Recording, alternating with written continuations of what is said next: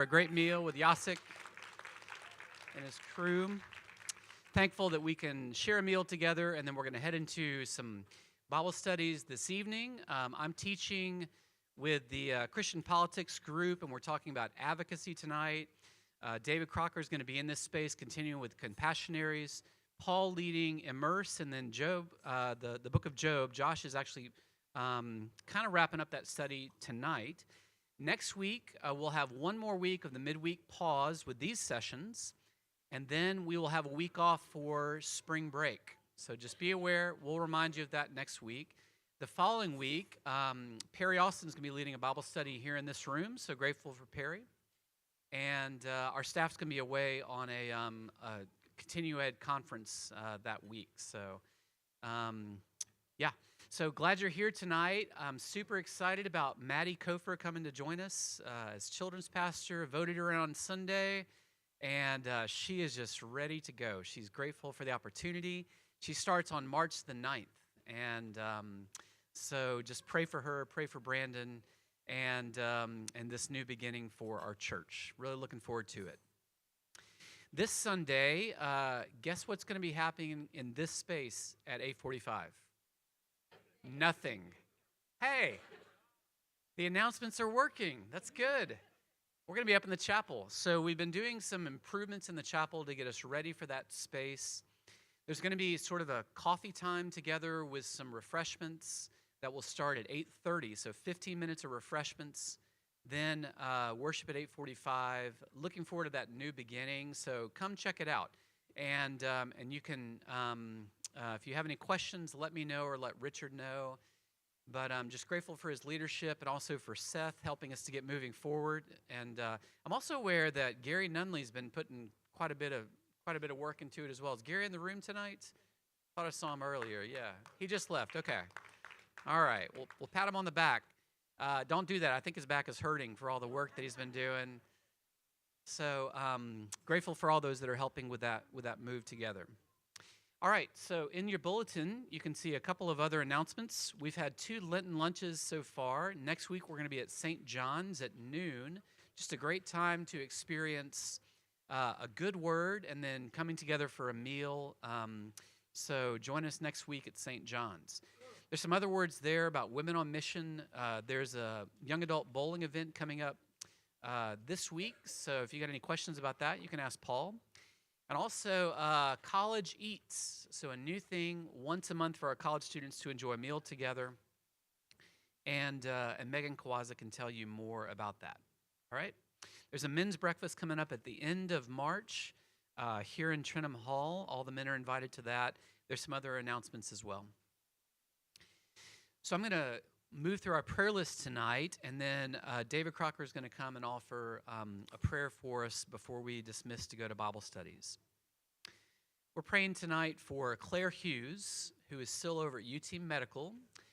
Claire has resumed her cancer treatment, and we need to be praying for the effectiveness of that treatment, for her strength, for Alan, for the whole family. So let's remember Claire with love in our prayers.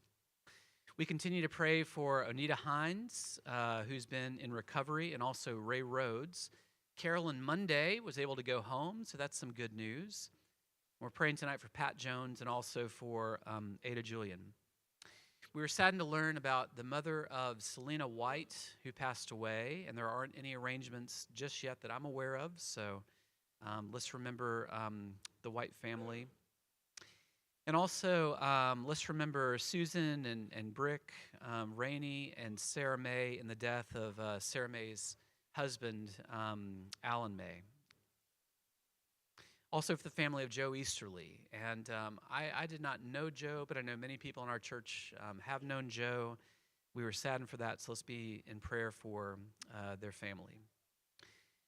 We want to pray for, as you know, as you see the news, it can be an opportunity to pray. Sometimes the news can make you fretful, but sometimes it can make you prayerful. And I would just encourage you, when you see the news, you know, some of the, just the escalation around Iran and other places around the world where there's hurting, just take that as an opportunity to pray and just to remember people who are hurting and suffering in those places. You could pray for our upcoming Israel pilgrimage. We're got a little bit of concern about that, but not too much. Everything's on track for that, but we're certainly watching what's happening with Iran closely, so we would appreciate your prayers. All right, so others that we can pray for tonight? This isn't a prayer, it's an announcement. Tomorrow at noon, you could come and join us for lunch with the seniors, but you don't have to be a senior to come. So if you've been real bored and stuck inside, come tomorrow and play games and get to know some of your fellow members of the church. So it's sponsored by the Senior Council, but it's open to everybody, okay?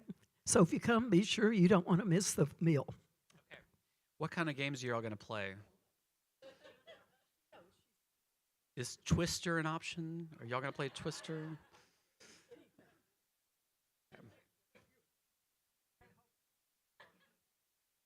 I want to give an update on my crazy brother.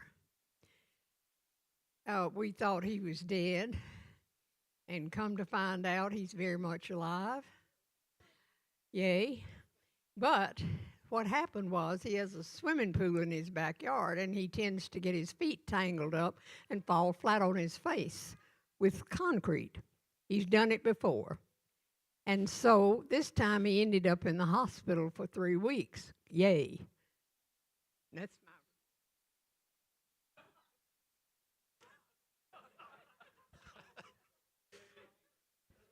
I don't know if that was a prayer request or not. I can't tell really. You were saying yay, but I think you meant the other thing. I don't know. Well, we'll pray for that. I'll figure it out. David, hey David, you get to pray for that when you're up. So. Oh my goodness. Okay, we have another microphone going around here. Yeah. Okay. My uncle, Uncle Marion, up in Ohio, passed away this morning, which it's a praise to the Lord because he's been wanting to go home for like 2 years. Yeah. Mm-hmm. And so the Lord finally took him. Okay. He's 96, something like that. Okay. All right. We'll pray for you tonight, for your family as well. Okay? If you have a prayer request or a word of praise tonight, just lift your hand up, and I'll get the mic to you, or John will as well. Okay. I'd like to ask you all to pray for our daughter, Paige. She's in Austin, Texas. She's a 30-something that is perpetually broke. She works all kinds of jobs. She is a part-time teacher for art for some students. She works food delivery. She has a band. She performs. But she called me today, and it's one of those where she couldn't get her words out for crying so hard. So, as a mom, you just go, oh, I'm sorry, baby. I'm really sorry. But when I finally got it out of her, she's suffering from severe depression. And her insurance has cut off. They refuse to pay for treatment anymore. She's in a musicians group that covers her insurance because she's perpetually broke. They pay for it, and they cut off her insurance so she can't get treatment. So I said, whatever you need, let us know. But she needs prayer.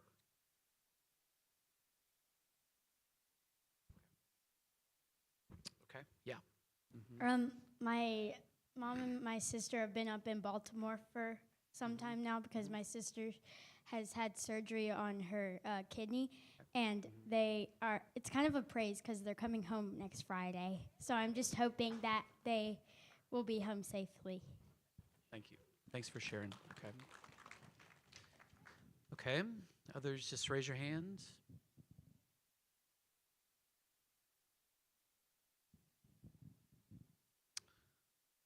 All right. Well, I am so grateful for David Crocker, for his friendship and support, just what he's meant to our church over the years, and grateful for your teaching on Wednesdays, David, and appreciate you praying for us tonight. Okay? Thank you. I'm grateful to be back at First Baptist and hope there will be other opportunities in the future, too. So let's bow our heads together in prayer. Before I speak a prayer, let me give you an opportunity to pray as the Spirit leads you silently for just a moment, either for any of the requests that have been mentioned here tonight or something that only you know about.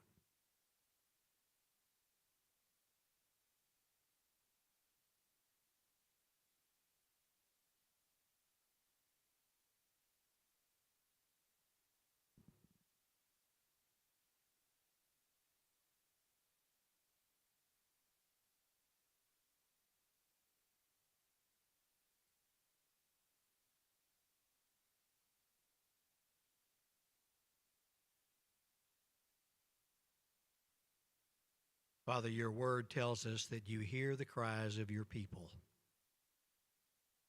Cries of pain, cries of suffering, cries of oppression, cries of depression.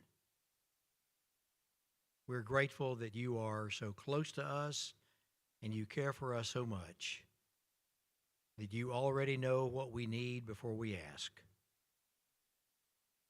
But you give us the privilege in prayer to come to you and relinquish to you the concerns that we have. We've named a lot of them here tonight. People who are sick, people who have lost loved ones, people who are in circumstances that are very, very difficult to deal with. We've heard some praises, good things happening, and we attribute those good things to the work of your Spirit in our world and in the lives of individual people. Thank you, Lord, for hearing our prayers. We also want to pray for our world. We're overwhelmed with what we are confronted with on an hourly basis from the media about some of the things that are happening in the world we live in. And while we may not be touched immediately by those things, we nevertheless feel some responsibility, and we are concerned about people we don't even know. So we ask that you would be the Prince of Peace that this world needs for you to be, to bring peace among people of different nations and races and political persuasions, so that people can live together in peace and harmony. We pray for the leaders of our nation and other nations as well as they make decisions that affect us all. Lord, as we depart from this room and go to other places in the building, some staying here to learn, may this be a part of our growth and relationship with you, how we can live like the people you want us to be and you've called us to be. Thank you for the ministries of this church and for the differences those ministries are making every day. In Jesus' name, amen. Thank you so much, David. All right, so we're going to, those who would like to stick around for David's study, you're going to just stay right here. And then I'll be up in the blue room. Paul, you're going to be in the conference room. I think Josh is up on the third floor, 302, something like that. Okay, thanks for being here tonight.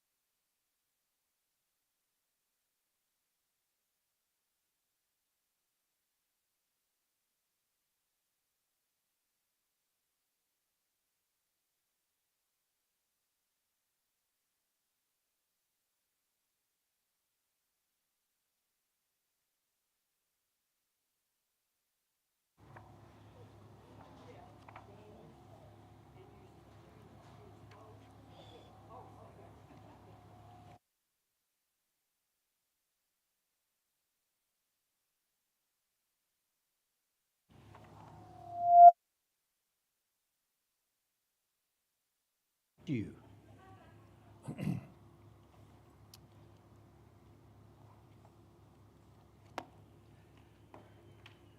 So we'll go ahead and kind of get started a little bit.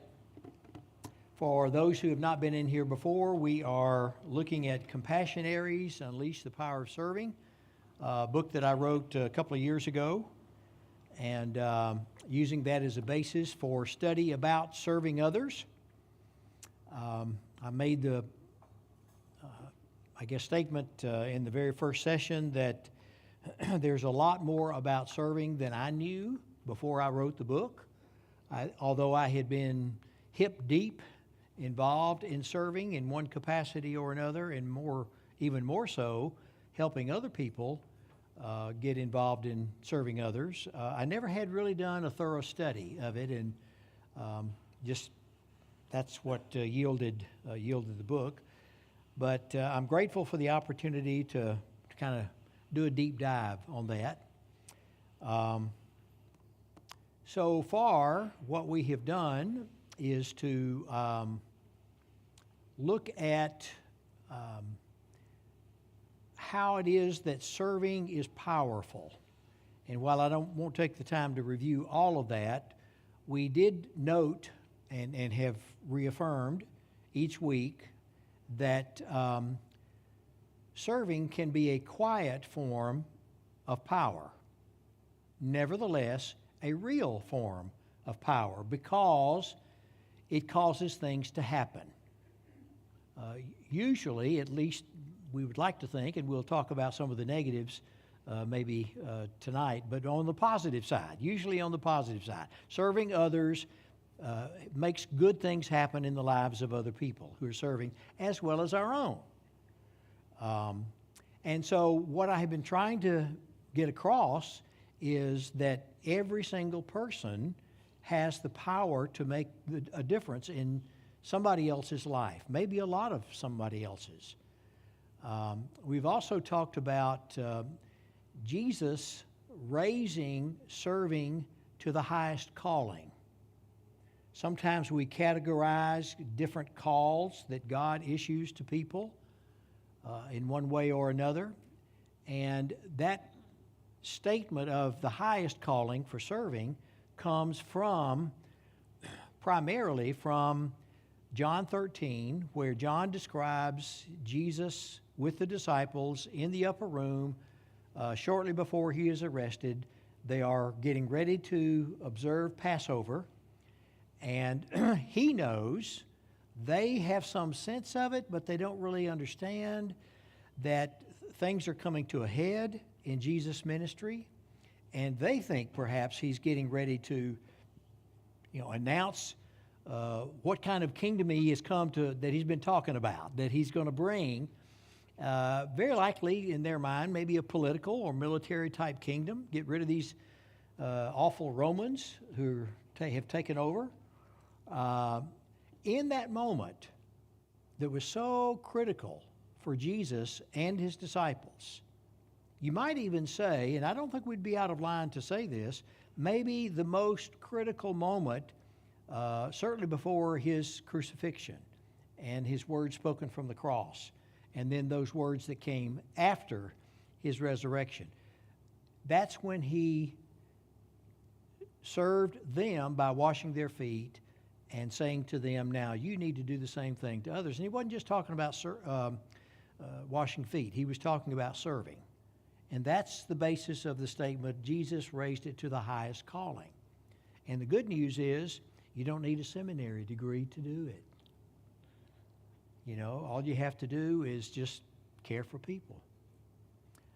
If I were really good at this, I could quote Martin Luther King, who had something to say about, all you have to do is, I'm paraphrasing because I can't quote it. You don't have to have a college degree. You don't have to have a special skill to serve. All you have to do is love people. That's all. We also have talked about, I'm going from memory here.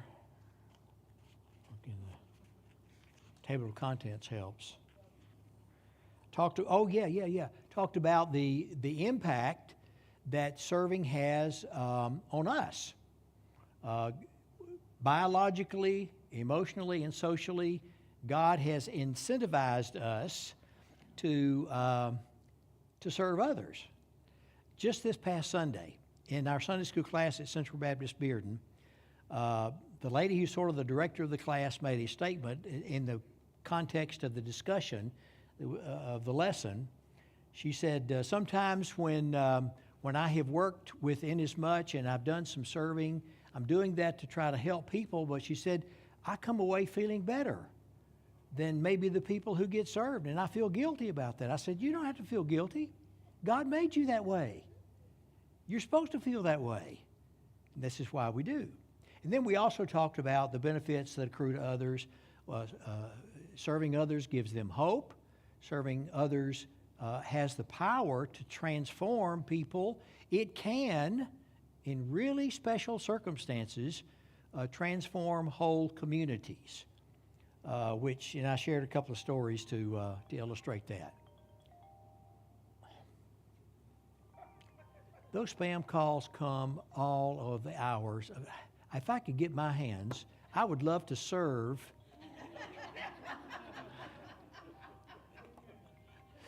I think I told, when I was here, about a Peanuts cartoon strip. I'm sure you'll remember it, like all my sermons. I know you remember all those. So Lucy is watching, Linus is watching his favorite television show, and Lucy comes in and changes the channel to something she wants to watch.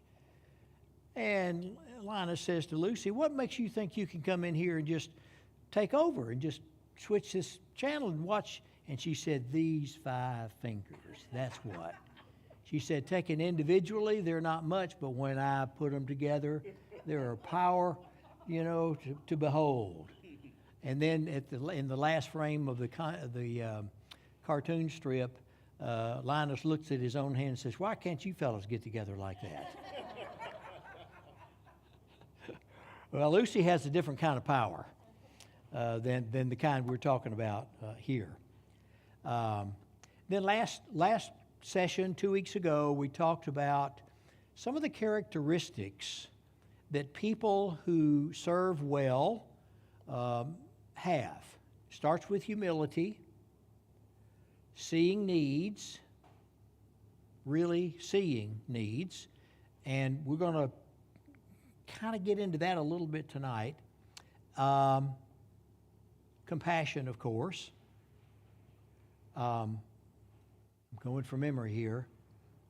Courage, and then a sense of responsibility.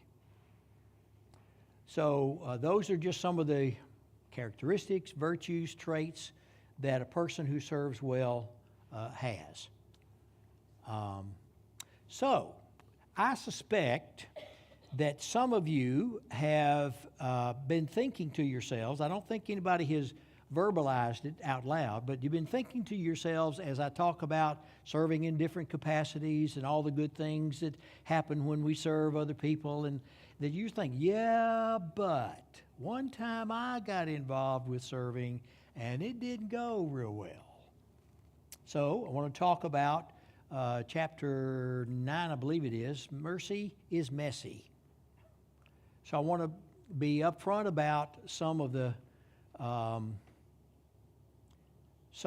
ways that serving doesn't quite go the way we would like for it to go. There are three of the most common ways that serving doesn't, it produces some challenges, is ingratitude, enabling, and see, I don't have all this stuff down. We still out back there? That's okay. We'll just keep going. I'll use the cheat sheet here. Oh, being taken, that's right. Thank you. Being taken advantage of and enabling. So what do I mean by ingratitude? So let's look at each one of these just for a few minutes. We sort of expect, don't we, that when we serve somebody else, we're going to at least get a thank you. There is that expectation. We may not say it, and if it doesn't come, we may not say anything about it, but our culture is such that there is generally some expectation, even for the slightest thing, just opening the door for someone. Most of us wouldn't even identify that as a legitimate way of serving, but we sort of expect the person for whom we've opened the door to say thank you. And most of the time that happens. But if it doesn't, do you notice? I do.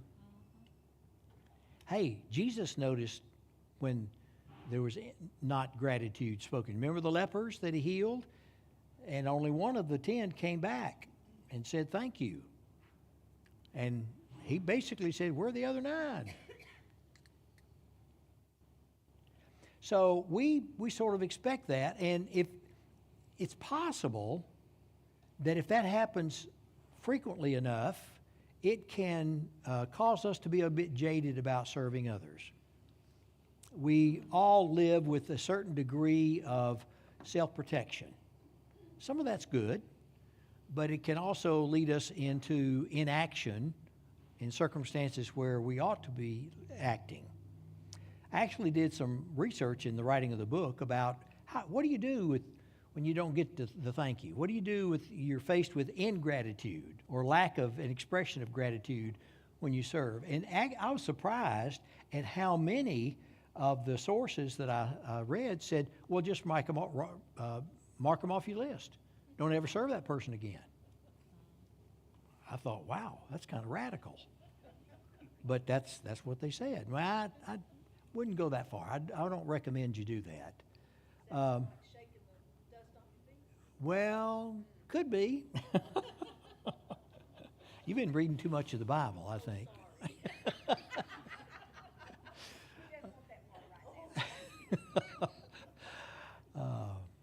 But we do sometimes deal with the lack of gratitude when we think it would be appropriate for that. But I don't think for those of us here tonight, especially maybe those who are viewing now or later, that's necessarily a problem for us. I think much more so is a concern about being taken advantage of. Just the other day, Brenda and I were visiting with someone where there had been a loved one who was lost, and we were just spending time with them. And it really wasn't the reason for the visit, but one of the people we were visiting said, I want to help people, but I don't want to be taken advantage of. And I thought, how timely. And that is the way we feel sometimes. To being taken advantage of by encountering someone asking for help and they're not being truthful. I can tell you that most pastors have faced this, especially if their church is located near a highway, because there will be people who come in off the highway and they go to the nearest church and they ask for help. They've all got a story, and it's amazing how similar the stories are. All these different people you've never seen before, but and the problem is you have no way of verifying. I finally started saying, is there somebody that you're trying to get to? They always need money for a bus ticket. And what's that? Gasoline, yeah, whether or not they got a car. But I finally started saying, is there someone I can call just to verify that you are on your way to see, well, they were sick and in the hospital and I don't think you can reach them, or they don't have, suddenly that was not possible. And I finally got okay with saying, I just have a rule. I need to be able to verify the need. My church is willing to help anybody who has a need, but I've got to be able to verify that. And if there's not any way to do it, then I can't help you. And that was okay. Here comes the computer. Good. You got it? Yep. All right. Seth's a good man. We agree. Sorry about the technical difficulties. That's all right.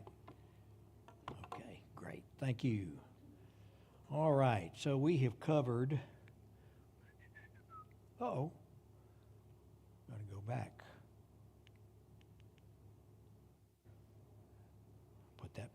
Put that slide in the wrong spot. Who did that? Okay, that's the last slide. Review, we already been through all this. Look at there, we got it all. Oh, new Bible verses. We have each of these sessions, we look at some of what the Bible says about serving others. In Acts 10, Cornelius, remember the story about Cornelius? In Joppa, Peter on the rooftop, etc. God has heard your prayer and remembered your gifts to the poor.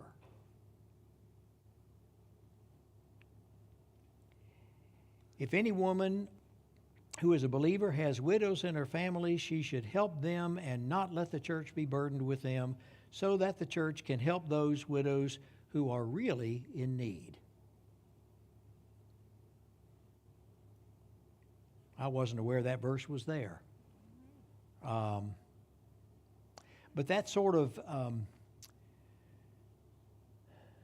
confirms my conviction that church folk need to help fellow church members when there is a need, but we also maybe especially need to be helping people who are not in the fellowship as well. Also verifies what you just said about you wanting to help a verifiable need. And Paul said to Timothy, those who really are in need. Really are in need, yeah. That's right. Good point, Gary. Good point. So the phrase, those who really are in need, would underscore that a verifiable need, responding to that type of need versus just a request for help. And then in Hebrews 13, do not forget to do good and to share with others, for with such sacrifices God is pleased. You may not have noticed, but in each of these sessions, 3 or more biblical passages that are new. We have not repeated any of them. And next week there will be yet other passages that will appear in this part of the presentation. What I'm trying to help you see is how broad the base is for the biblical teaching about serving others. It's not a single verse or single story or parable here or there. It's much broader than that. So it's about as biblical a thing anything we can do. So we're talking about mercy is messy, and I've already gone through these things. So we're talking about ingratitude. So here's a way to, now I wouldn't have come up with this without the slides. So how do you deal with ingratitude? Check your intent. Why are you serving? Are you serving to be thanked, or are you serving to help someone at their point of need? Have compassion for the situation for the person is serving. Sometimes ingratitude comes because people feel shame about having to ask for help. You remember COVID-19. You remember stories that were publicized well during the worst period of that. When there were people going to food pantries who had never been to a food pantry before, but they had to get food. And some of the people who were interviewed at that time in that circumstance expressed embarrassment and shame about having to do that. And then there is the problem of resentment. Sometimes ingratitude comes from people who resent the fact that life has been unfair to them. They have experienced some form of injustice, and therefore, through no fault of their own, they are in a circumstance that requires them to get help from someone else. Maybe temporarily, maybe for a long period of time, but they resent that. And what's that? People have to humble down at times. I've had to do it in my life. But, this thing we're talking about, we do a thing on Tuesday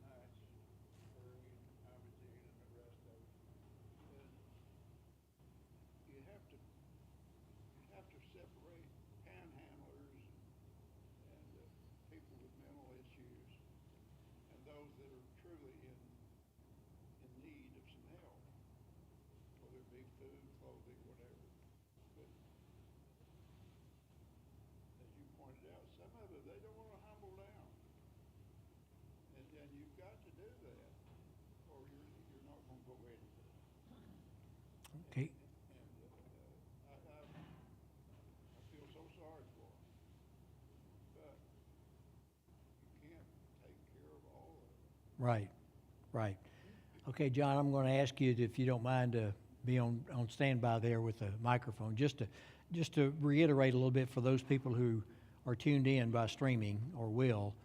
Darius is reminding us that we have to be able to distinguish between people who have an authentic need and those maybe who don't. And then there are those in a category like mental health problems, addictions. There are just a lot of different circumstances, and that's part of the challenge, and part of the reason why mercy is messy is because it's seldom a cut and dried kind of thing. It's usually much more complicated than that. But there are circumstances when people out of resentment will certainly neglect to say thank you when they could, or they may even get angry. Resentment is a form of anger anyway. My suggestion, what I say in the book, the best thing I think to do in encountering that situation is simply to let them talk. Just listen. Just listen. Don't offer any judgment.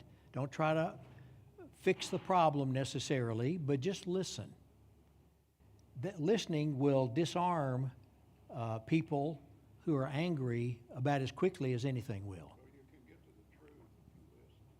Sometimes you can get to the truth. That's right. All right. So, if you want to speak, raise your hand so John can see you and get a microphone to you. Okay? Thank you. But you can still speak, Darius. We're gonna give you some grace. Yeah. Okay. So, being taken advantage of. I think we had already moved into that just a little bit, but I wanted to go back and pick that up. So, untruthfulness, we've already talked about that for a minute. Asking for more help. Sometimes when you give the help that a person is asking for, usually money, they will find another reason for asking for more money. Not always, but sometimes. Or a different kind of help, a deeper level, which would require a deeper level of involvement than you might have anticipated. How to deal with resentment of being taken advantage of is, first of all, just go easy on yourself. And what I mean by that is, part of I think our problem with being taken advantage of is we feel weak. We feel like I should have known better. I should have been smarter than that. I should have been wiser than that. And we almost become self-critical. It just kind of happens. It's not something we make happen. It just kind of happens. So we need to go easy on ourselves and realize nobody gets it right all the time. Nobody. So that's the first suggestion. And this is a line out of the book that I was just so impressed with how profound it is. I just had to include it. God looks at the heart of the servant, not the outcome of the serving. If our motive for serving is to be the hands and feet of Jesus, in other words, to make God's love known as well as our own, that's a true statement. God cares about how we approach someone we're serving and what our motives are for serving. I don't think he even pays much attention to the outcome. I wouldn't say he doesn't care, but I just think he cares more about our reason for serving. And then I mentioned already, have gotten into verifying the need. Much easier said than done. So, as you think about opportunities to serve others, to serve people in need, here's a tip that I would encourage you to kind of file away somewhere.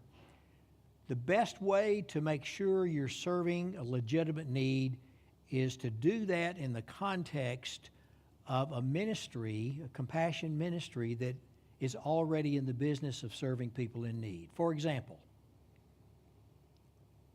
if you were to go to Family Promise and say, I really want to, I believe in what you folks are doing, I want to help. Just show me how I can help. They're going to have checked out the needs of those families. They serve families. And so it's already vetted. Operation As Much has begun a car ministry, and I could talk a while about it, but I won't. But there is a vetting process in that. We have to vet the cars that are given to us because they're not all worth giving to somebody else. We also, and even more importantly, have to vet the people.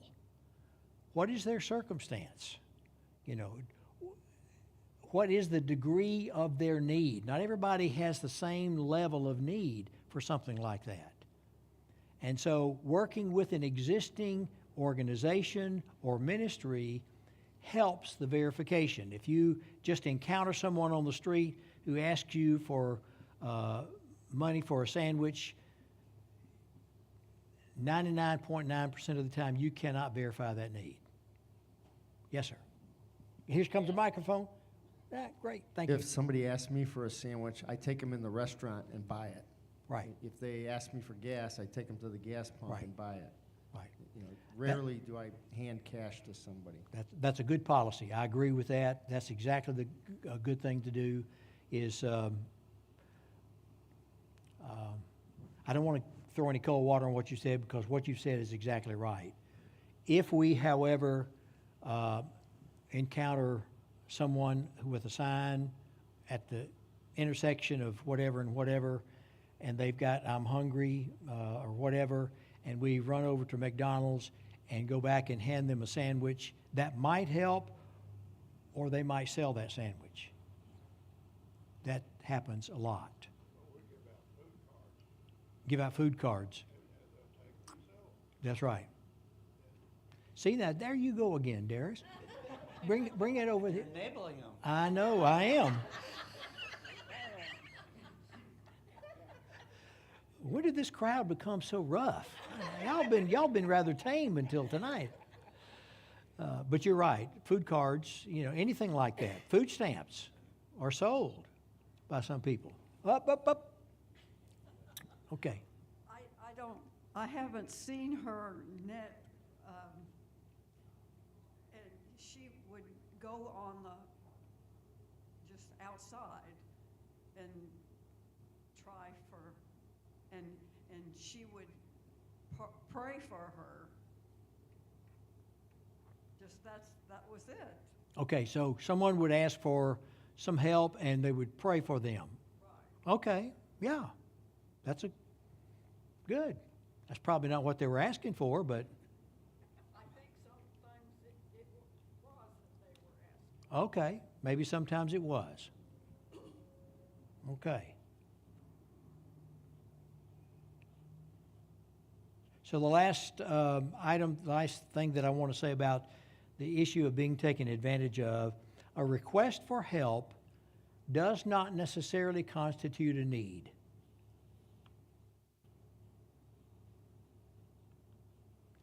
And that's where the verification comes in. We certainly want to help people who have needs. Not everything that is put to us as a need is in fact a need. So that's what we have to do. Yes, sir. A really tough one is family. If family, and especially maybe family that is a little bit extended, they're not extremely close. So we do open up our wallet for family. Yeah. And sometimes it's difficult to verify a need, but you know, you do it. So, because it's family. Yeah, you're right. I've been there. When a family member says they have a need, we don't necessarily feel comfortable saying, well, show me your bills, or some other way of verifying. And we'll go over and beyond, you know, for in a situation like that. I have definitely been there. Okay, let's move on to enabling.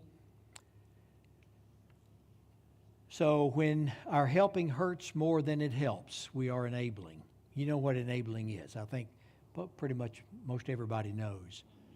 It's when we respond to a person's request for help without necessarily verifying, or when in fact our intention is good, but our good intention is misused or abused in some way, and the person takes the help that we offer and does something with it that is not helpful to themselves, or it creates other issues which we'll talk about here. Enabling promotes entitlement. Entitlement is the attitude, you owe me, I deserve, period, or you fill in the blank. It promotes dependence above personal responsibility. When we are enabling a person in helping them, we are encouraging them to depend on us for additional help and so forth. And rather than them having personal responsibility. So one of the best things we can do to keep from enabling someone is to have a conversation with them and say, now, let's talk about this and see in what ways you can help yourself in this circumstance. Maybe you can't do it all. Let's just say that let's just simplify the request. The request is for money to pay a utility bill. And they've had some family emergencies, and it's in the wintertime, and they've got a real big bill, and they can't pay it all. And they ask for some help in paying that utility bill. So their utilities aren't shut off, which is not good. We don't want that to happen. Okay, I'll consider doing that, but what can you do? How much can you pay? I've mentioned before about working as a volunteer in an organization in Lenore City. We do that, particularly in the area of help with utilities. We ask them, what can you pay? The form that we fill out has a place on there where we write down what they can pay, if anything. Some of them cannot. And we take their word for it. We don't have the opportunity to do 100% verification of all of that. And then, of course, we put the part that we pay and so forth and so on. But encouraging people to do what they can to help themselves helps a great deal in getting around the problem of enabling. How to know when we're enabling. Oh.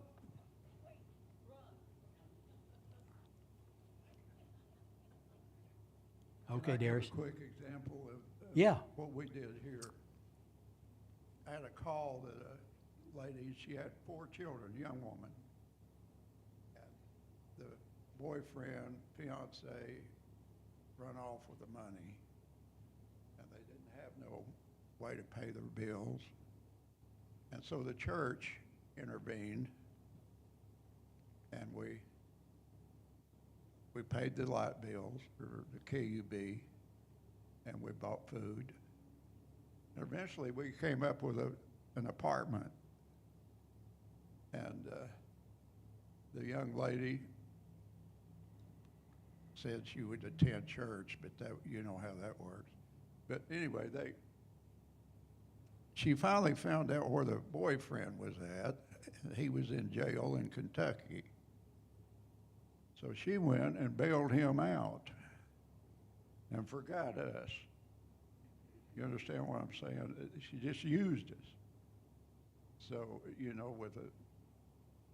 tears can bring some, I don't know what you would call it, but anyway, she used us, and you have to,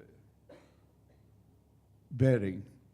I'll stop with vetting because you don't, sometimes you can vet, sometimes you can't. Right. But the thing about it is, you can't let your emotions overdo what's needed. Yeah. So anyway, that's just a short example of. Yeah, I think that's a good example of being taken advantage of. Yes. Yeah. Thank you. It's hard not to get calloused. And that's right. So Danny Faye is saying it's hard not to get callous. When you've been stung a few times by that kind of an example, I think it's our natural self-protective type of mindset says, well, I'm not going to let myself do that again. When in fact the next one that comes along could be very legitimate. We don't know that, but yes, that's part of the danger of that, and why we need to be aware of. We need to avoid enabling when we can, but when we discover after the fact that that's what's happened, that is when we discover it. We need not to let it keep us from helping others, or at least trying to help others. Yeah. I guess I say praise God that the boyfriend got out of jail. I mean, think about what you've done. You've reunited a family. Even though she maybe lacked honesty, the good thing is I say family, but boyfriend is out of jail. But it's probably a good thing. So. Well, it turned out to be drugs, Yeah. But we can still pray for that, regardless of the circumstances. So here's some questions. These are not all the ones that are in the book. How do we know when we're enabling? It's not a black and white issue. Here's some questions that you might want to ask. Are my actions helping this person feel more self-empowered? Are my actions motivated by fear, by guilt, by pity? That might, Darius, get into a little bit of the pity thing, if the certain circumstances might elicit that a little bit more. What good has come from my help? And what harm has come from my help? Now, these questions are much more easily asked than answered, but if we really want to help people in the long term, not just use a Band-Aid type fix, but more of a real solution, long-term solution, we need to stick with it long enough to be able to come up with reasonable answers to these questions. So the next chapter in the book poses the question whether we should be a good Samaritan or not. So let's talk about that just a little bit. Sometimes, I would even say a lot of the time, we are motivated by fear about not getting involved with a circumstance that kind of pops up that we have not anticipated.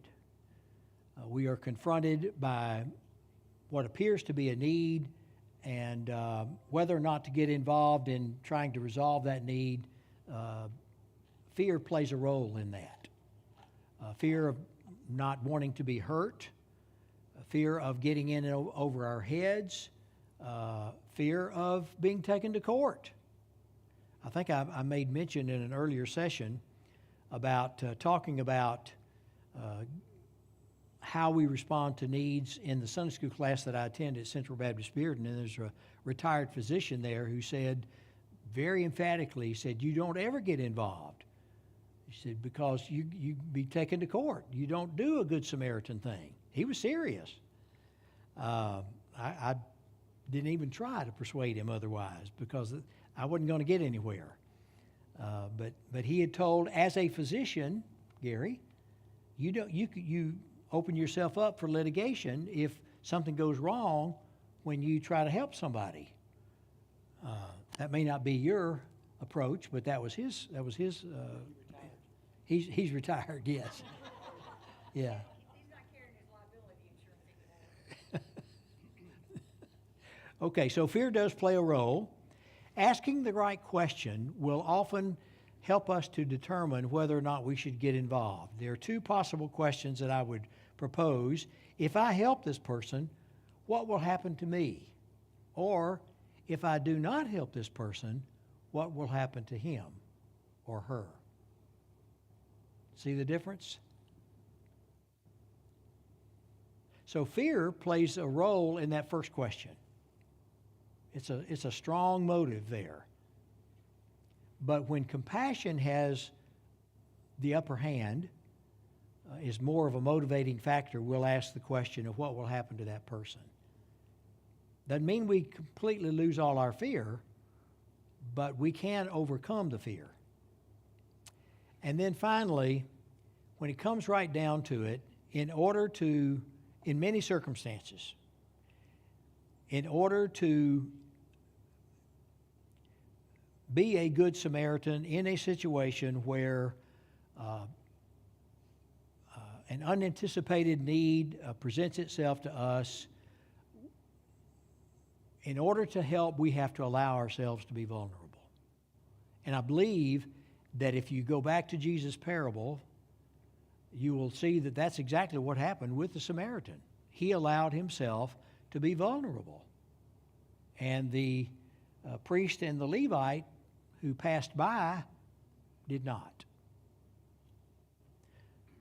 So a lot of helping people is allowing ourselves to be hurt.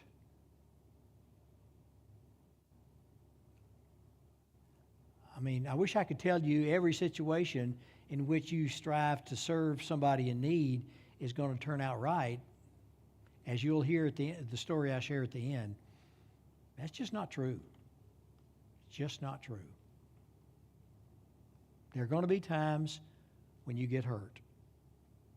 Usually not in a way that would necessarily alter your life or ruin your life in any way.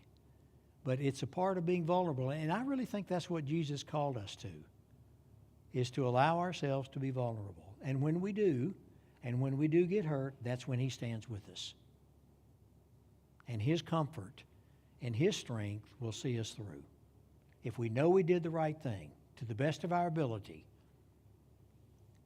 he'll stand with us, and his Spirit can minister to us in a way that alleviates some of the pain, especially the spiritual pain that we might feel in that.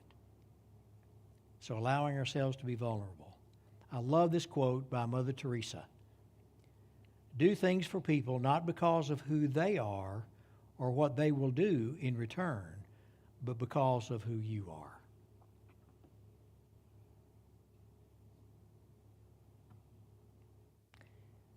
I sure wish I could have met her.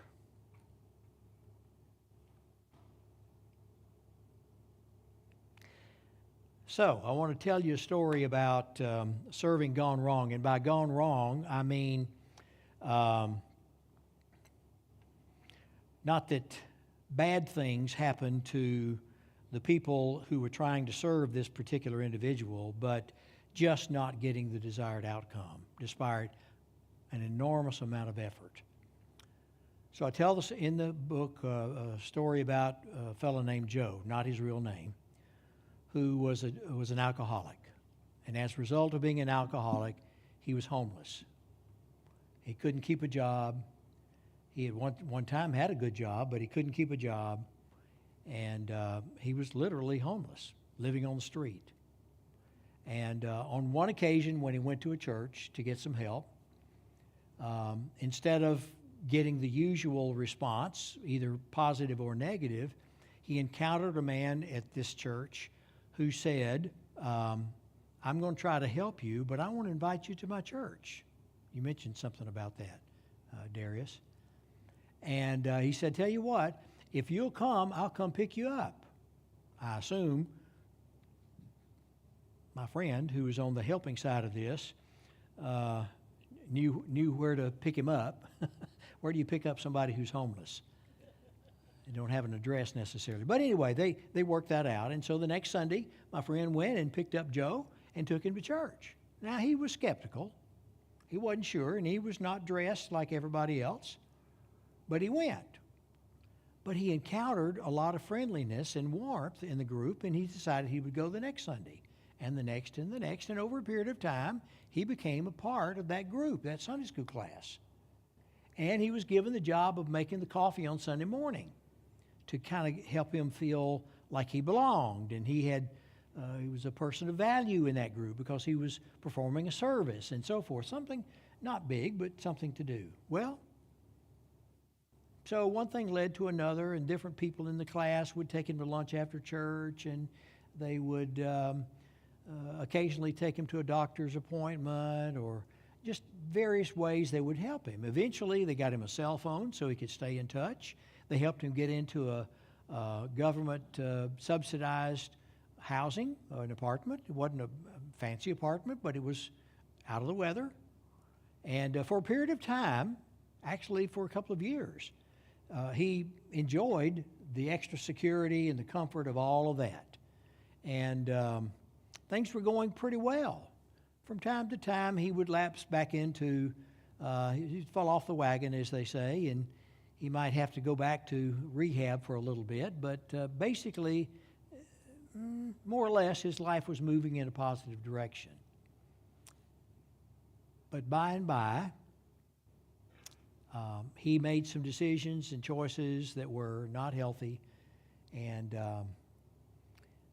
succumbed to alcoholism as bad as he had ever done. And he was kicked out of his apartment, so he was homeless again. And he depended on the help of anybody and everybody who had the opportunity to help him, and he was just like he was before. Despite months, weeks, years of good Christian folk who were doing what they thought would help Joe to get past all of that and kind of get his life back together. Yes, sir. John's gone to sleep back there. We got Darius trained now. So. I was just going to let you know that we've got a guy that we work with on Tuesdays. He's been at church for 3 straight weeks now. And he tells me that he's really, now he's not an alcoholic that I'm aware of, but anyway, he's been on the street, and now he has an apartment. And, you know, we try to, or I try, we all try to give him as much love as we can, so that, you know, love is an addiction. And if you keep it going, then that person comes back with more love. So anyway, I just think that's a great way to do things for the folks that don't have that have had a rough time, like we talked about earlier. Yeah. And they're trying to humble themselves and get back into the world. Yeah. And it's a lot harder to do than we realize. It's very difficult. Yeah. I mean, you have to put a lot of work into something like that. That's right. And it's so hard that very few people succeed at that, unfortunately. And they need all the help they can get. You can take, I've won some, lost some. That's the way it works. Yeah. Win some, lose some, yeah. And that's kind of the nature of it. But we as followers of Jesus, this is kind of the bottom line that I want to try to get across. Yes, mercy is messy. It was for Jesus too. Not like it is for us, because our limitations are much more pronounced. He didn't have any. But how do we respond to that? We can try to pull back and try to protect ourselves, or we can allow ourselves to be vulnerable and say, look, I may get disappointed. Somebody may take advantage of me. In fact, they will. It's just a matter of when and who, not whether. It will happen. But we're called to serve anyway, and to let ourselves be vulnerable, just like Jesus was vulnerable for us. And so that may be one of the best ways to show Jesus to people there is to see that we can cope with the disappointment and the hurt that we may feel from time to time because we've been taken advantage of, or we discover that without our realizing it at the time, we've enabled people and have to cope with the guilt that we might feel as a result of that.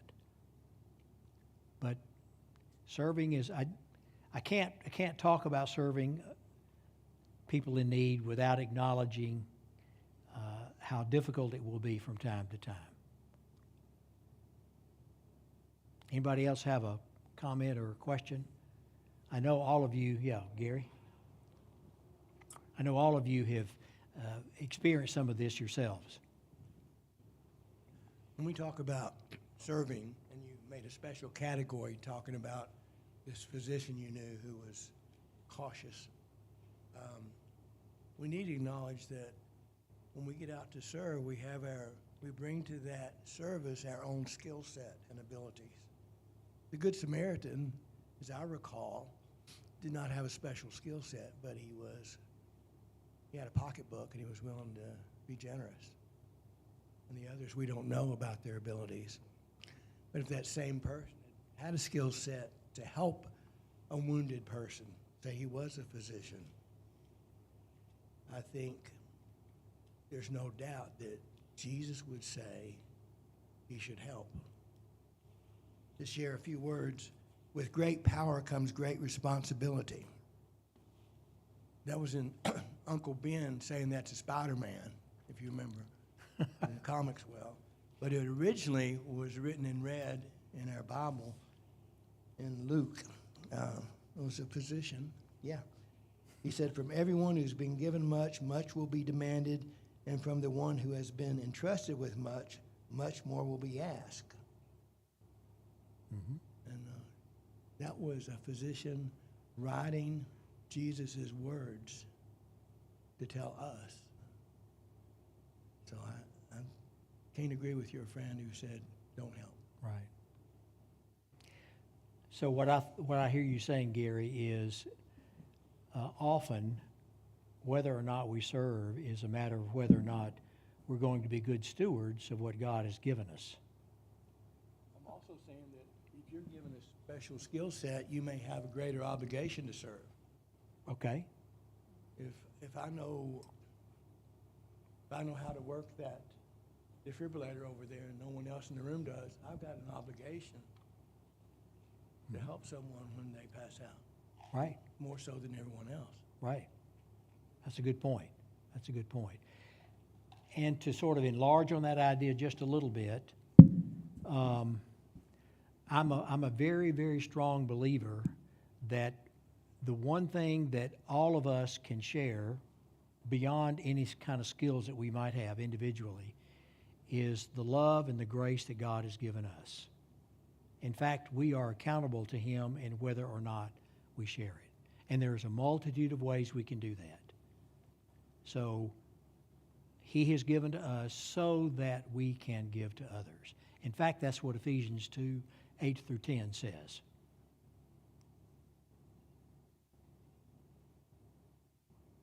Well, thank you all.